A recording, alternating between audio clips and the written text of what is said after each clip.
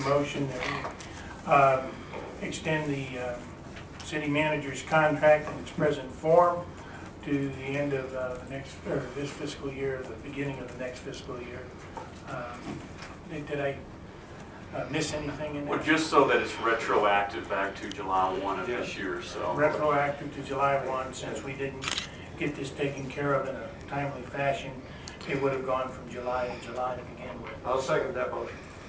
Any discussion? It would be fair to say the only thing we're changing is the date on the top of the contract.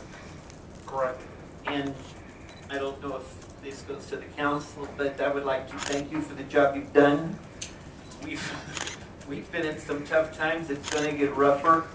And city manager, I think with all that's said and done, you've done everything city of Prescott needed. Thank you. I would like to echo that.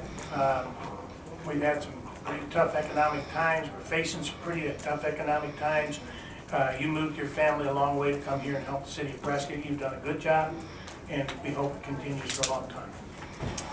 And I'd like to say that, like I just been thinking that that the fact that this community has not had to do across the board reductions in pay, that we saw this coming, we've taken the appropriate action, we've had reductions as appropriate, as discussed with each department head as we've gone through this economic issue, and we have more issues to come that will continue to do that. It shows that the management of the city is in good hands, and I think we should be proud of what you've done as a city manager, and this council should be proud of what they've done also. So I'm very, very happy with the situation.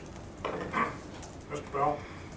Well, all I can do is echo that. I think, Mr. Norwood, what has been 6.5 years that you've been here, and I think you've been an excellent city manager, and we all owe you a debt of gratitude, and we thank you for accepting the contract for another year.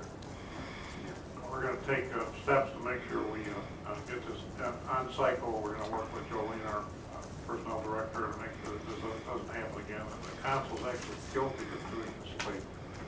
Yeah, I was going to say, sorry it took so long to do this. I don't think any of us are, this is not our professions for any of us, so we'll be on time next time. Not a problem. Call the question.